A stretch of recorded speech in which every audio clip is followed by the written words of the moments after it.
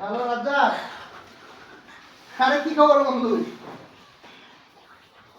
হ্যাঁ আমি তাই তো এই কিছুক্ষণ আগে তো আমি শেরপুর নেমেছি। হ্যাঁ শোন, আরে হ্যাঁ তোর ভাবিকে তো দেখি না, তোর ভাবিকে তুই কোথায় আছে?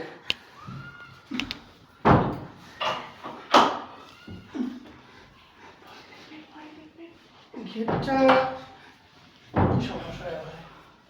হ্যাঁ শোন, বিকেলবেলা দেখা করিস। হ্যাঁ কবে? ও শোন, তোর ভাবি কিন্তু পদ্মাশীল, পুরুষ মানুষ দেখতে পারে না। হ্যাঁ বাসার ভিতরে আমাদের আলাদা একটা রুম দিস তোদের বাড়ি আসলে। হ্যাঁ আরে হয়তো ছেলে মানুষ দেখলে খুব লজ্জা পায়। আর ফোন তো মনে কর ফোন চালাইতে দেয় না, কারণ ফোন চালাইতে জানোস মেয়ে লোক কিরকম জানি হয়ে যায়, এই জন্য কখনো ফোন চালাইতে দেয় না। না খুব ভালো ছেলে, কখনো আমি যদি কোনো বন্ধু বান্ধব নিয়ে আসি তাহলে বলে ছেলে মানুষের দেখতে পারি না, বলে ছেলে মানুষ দেখলে খুব লজ্জা পায়।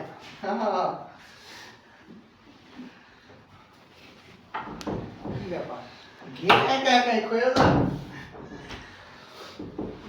কি বলিস? হ্যাঁ তোর ভাবি তো এই এই কে, এই কে, এই কে ভাই? আমি তুমি কোথায় ছিলে? আমি তোমার পিছে পিছে লুকিয়ে লুকিয়েছিলাম, দেখলাম যে তুমি আমাকে কতটুকু ভালোবাসো। তুমি তো আর সেই প্রশংসা করে আমার নামে তুমি তোমার এখন বন্ধুদের কাছে। তোমার দুষ্টুমি ঠিক হয় না, তুমি এখন এই দুষ্টুমি আসতে পারো। হ্যাঁ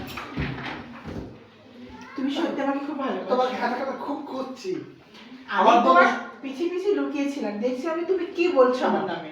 আমার বন্ধু তোমাকে যাইতে বলছে তোমাকে নিয়ে। ও সত্যি?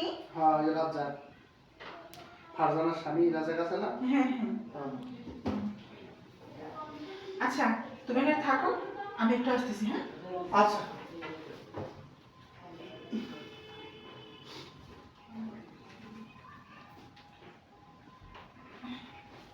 এই কি হলো? তুমি আমার জন্য খাবার রেডি করো, আমি একটু কে ফোন দিচ্ছে একটু দেখি। ও এটা তোমার বন্ধু, যে রাজ্জাক ভাই না? রাজা রাজা। যাই হোক, তুমি তো আমাকে এত ভালোবাসো আমি কখনই ভাবিনি। এটা আজকে নতুন করে বলতেছ?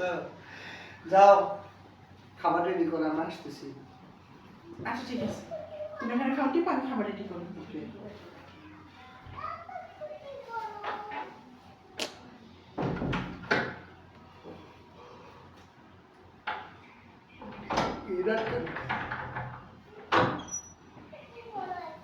কি রে, ক্যারেট কে রাখছো কেন?